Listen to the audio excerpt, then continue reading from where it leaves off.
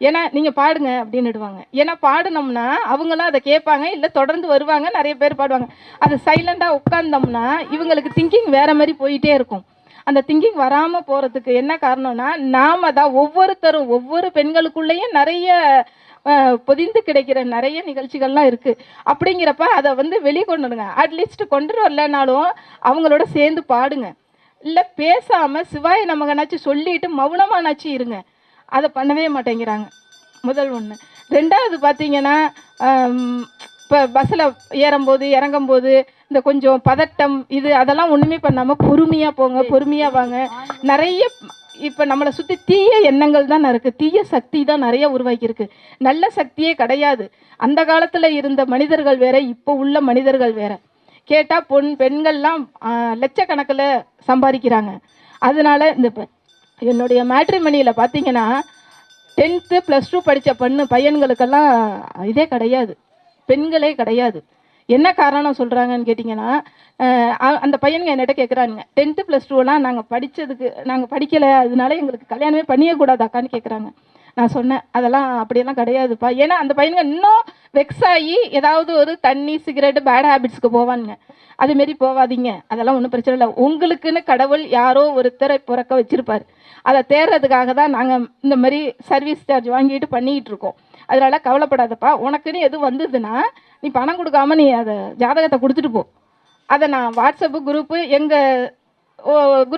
எங்கள் பிஸ்னஸுக்குள்ளார உள்ளவங்கள்ட்ட கொடுத்தோம்னா அது யார் மூலியமாக ஒன்று முடிஞ்சோன்னே நீ என்ன செய்யணுமோ அதை செய்ப்பா அப்படின்னு சொன்னேன். அதேமாரி கொடுத்துட்டு போவாங்க. இப்போ பெண்களுடைய வளர்ப்பு முறையும் ஒரு சிலது கொஞ்சம் சரியில்லாமல் இருக்குது. நான் எல்லாரையும் சொல்ல கிடையாது, எல்லா பெண்களையும் சொல்ல கிடையாது.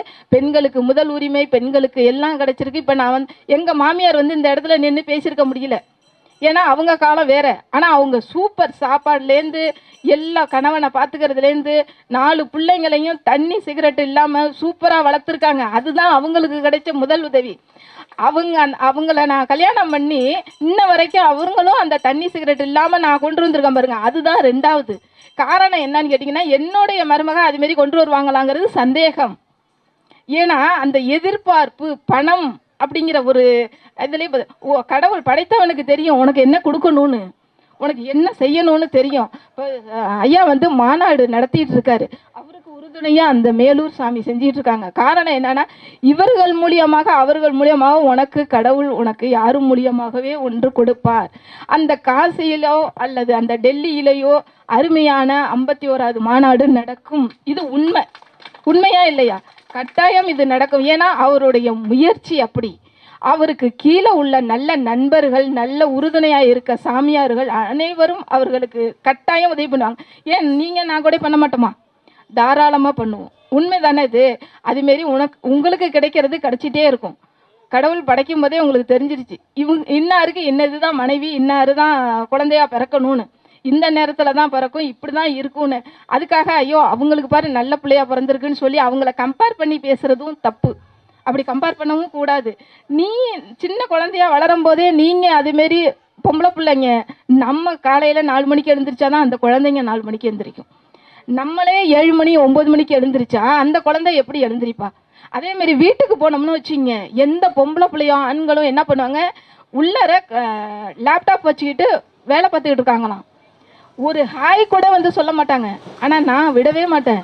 யார் வீட்டுக்கு சொந்தக்காரங்க வீட்டுக்கு போனாலும் தம்பியை கொஞ்சம் வெளியே வர சொல்லுங்க, பாப்பாவை கொஞ்சம் வெளியே வர சொல்லுங்க, இல்லை நான் போய் பார்த்துட்டு வரேன் அப்படிம்பேன். ஏன் அப்படிம்பாங்க, இல்லை நாங்கள் யாருங்கிறது, அத்தை வந்திருக்கேன், இல்லை இவங்க சொந்தக்காரங்க வந்திருக்காங்க, இல்லை ஃப்ரெண்டு வந்திருக்காங்கங்கிறது அந்த பையனுக்கு தெரியவே தெரியாது. நாளைக்கு அவங்க வீட்டில் ஏதோ ஒரு பிரச்சனை வந்துருந்துச்சுன்னு வச்சுங்க, இவங்க வந்திருந்தாங்களா எனக்கு தெரியாதே அப்படின்னு சொல்லுவோம் அந்த பையன், பொண்ணோ பையனோ. அப்போ நம்ம அறிமுகமானுச்சுன்னா தான் அந்த குழந்தைங்களுக்கு நினைவில் பதிவாகும். அப்படின்னு சொல்லிட்டு ஹாய் தம்பி என்ன பண்ணுற அப்படின்னு கேட்பேன். நான் வேலை பார்த்துட்டு இருக்கேன் ஆண்டி, என்ன கொஞ்சம் எல்லாரையும் ஒரு இன்ட்ரோ கொடுத்துட்டு போப்பா, ஒரு ஹாய் சொல்லு, நீ உன்னை வேலையெல்லாம் நாங்கள் தடுக்க விரும்பலை, நீ ஒரு ஹாய் நல்லா இருக்கீங்களா, எனக்கு கொஞ்சம் ஒர்க் இருக்குது நான் போய் வேலை பார்க்குறேன் அப்படி சொல்லிட்டு போகலாமா போகக்கூடாதா? வந்தவங்களை வாங்கன்னு கூப்பிடக்கூடாதா? இந்த காலத்து ஜென்ரேஷனுக்கு அது கிடையவே கிடையாதுங்க. உண்மை இது. இதை தாய் தகப்பனும் சொல்லி கொடுக்க மாட்டேங்கிறாங்க. என்ன காரணம்னு கேட்டிங்கன்னா, அவன் சம்பாதிக்கிறான், 2 லட்சம் சம்பாதிக்கிறான். அவன் எத்தனை லட்சம் சம்பாதிச்சா என்ன? மனுஷனை மதிக்க தெரியாதவனா இருந்தா அவன் என்ன பிரயோஜனம்? யோசிச்சு பாருங்க. ஒரு வீட்டுக்கு யாரோ ஒருத்தர் வர்றாங்க, வாங்கன்னு கூப்பிட தெரியாத அந்த பையனோ பொண்ணோ சம்பாரிச்சு என்னத்தை இது பண்ண போறாங்க? நாளைக்கு அது கல்யாணம் பண்ணி போய் அவங்க இடத்துல போய் அந்த பையன் என்ன பண்ண போகுதுங்க? யோசிச்சு பாருங்க. அதை தாய் தகப்பனாகிய நாம தான் சொல்லி கொடுக்கணும். கட்டாயம் இதை சொல்லி கொடுங்க. நம்ம யார் வீட்டுக்கு போனாலும் இதை கடைபிடிங்க. எனக்கு வாய்ப்பு கொடுத்த அனைவருக்கும் நன்றி கூடி விடைபெறுகிறேன். நன்றி, வணக்கம்.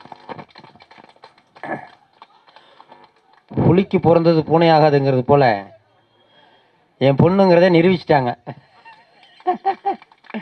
அதாவது எந்த ஒரு ப்ரிப்ரேஷனும் இல்லாமல் வந்து இப்போ கிட்டத்தட்ட அரை மணி நேரத்துக்கு மேலே வந்து பேசியிருக்காங்க. இது மேலும் மேலும் இவங்க பேச்சுக்கலையை வளர்க்கணும். ஏன் வளர்க்கணுன்னா, நம்ம பிறந்ததுக்கு ஏதாவது ஒரு விஷயத்தை இந்த நாட்டுக்காக மக்களுக்காக செய்யணும். யாவருக்குமாம் ஒரு பசுவுக்கு புல்லாக போட முடியுங்கிறான். இல்லைன்னா நல் உரை நல்லதாவது பேசுங்க. பேசுனது எல்லாமே மிக ஒரு அற்புதமான ஒரு நல்ல விஷயத்தை பேசியிருக்காங்க. எல்லா மாநாட்டுக்கும் வரணும். உங்களுக்கு தகுந்த மாதிரி நாங்கள் தேதியெல்லாம் வச்சுருக்கோம். நீங்கள் தேதி பார்த்தீங்கன்னா அந்த மாதிரியான தேதி 2-3 மாநாட்டில் மாட்டிக்கிடுச்சு. அதனால் அடுத்தபடியாக ஐயா திருநாவுக்கரசு ஐயா அவர்கள் பேசுமாறு அழைக்கிறோம். வாங்க. குலாதிவன் தூய்மலர் நந்தனம் பெருகவாழ்கடல் பெய்த வயிற்றினோன் கழக நீரை கவிழ்த்த மதகரி சரணம் நாளும் தலைக்கணியாக்குவாம். ஓரவொட்டார் ஒன்றை உண்ணவொட்டார் மலரிட்டு உணதாள் சேரவொட்டார் இவர் செய்வது எஞ்சான் சென்று தேவறிய சோழனை சூழனை காலுடன் சோழிகக்க கூழகட்டாரியற்றோரிமை போதினில் கொன்றவனே சிந்திக்கிறேன் என்று சேதிக்கிறேன் தண்டை சிற்றடியை வந்திக்கிறேன் என்றும் வாழ்த்துகிறேன் மயில் வாகனனை சந்திக்கிறேன் பொய்யை நிந்திக்கிறேன் கிளசமும் போக்குதற்கே. திருச்சிற்றம்பலம். உரையாள் ஒன்றன் நடுவிருக்கும் உரையாள் நடுவுள் நீ இருத்தி அடியேன் நடுவுள் இருவீரும் இருப்பதானால் உன் அடியார் நடுவுள் இருக்கும் அருளை புரியாய் பொன்னம்பலத்து எம் முடியா முதலே என் கருத்து முடியும் என்னை சொன்னே முருகா. திருச்சிற்றம்பலம். தென்னாடுடைய சிவனே போற்றி என் ஆற்றவர்க்கு நிறைவா போற்றி ஏகன் பெற்றுவந்தாய் போற்றி பாகம் பெண்ணுவானாய் போற்றி குழலை கண்ணை குழடன் காண்க அவன் தானும் உடனே காண்க காவாய் கனகத்தேனே போற்றி கைலை மலையானே போற்றி போற்றி முருகனுக்கு அரோகரா. பங்கு பெருக்கக்கூடிய வேலூர் சாமிகள் உள்ளிட்ட சான்றோர்கள் மக்கள் அத்தனை பேரையும் பணிவாக வணங்கி என்னுடைய உரையை தொடங்குகிறேன்.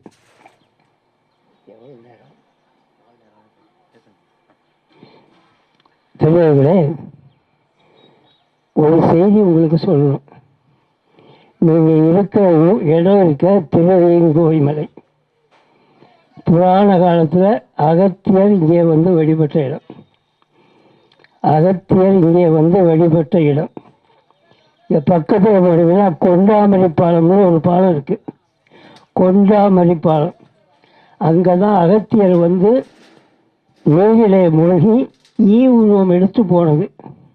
அதான் கொண்ட உரு மாறி பாலம்ங்கிறது தான் கொண்டாமரை பாலம்னு ஆயிடுச்சு. இப்போ அதுக்கு சான்றாக அகத்தியர் இங்கே சென்றதற்கு சான்றாக அந்த பாலம் இருக்குது. கொண்ட உரு மாறி பாலம், கொண்டாமரை பாலம். அடுத்தாப்புல சங்க காலத்தில் நக்கீரர் இங்கே வந்திருக்கிறார்.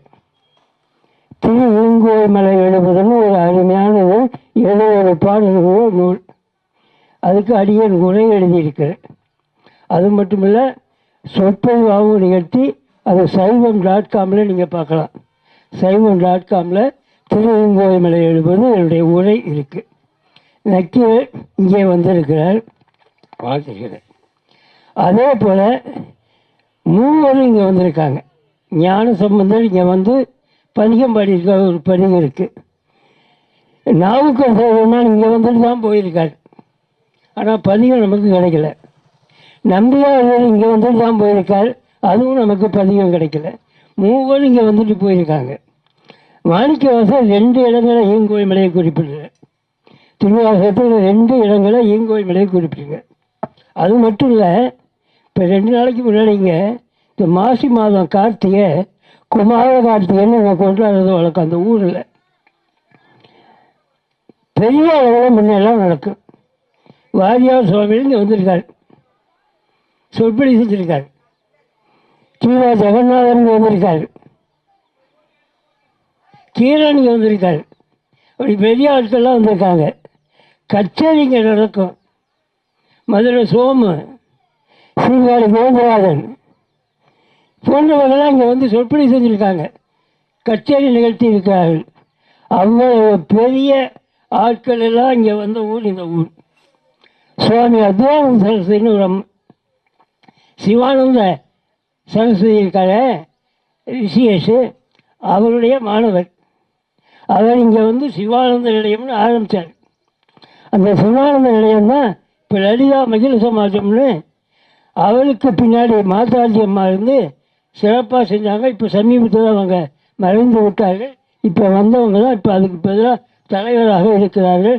நல்ல தொண்டு செய்கிறார்கள்.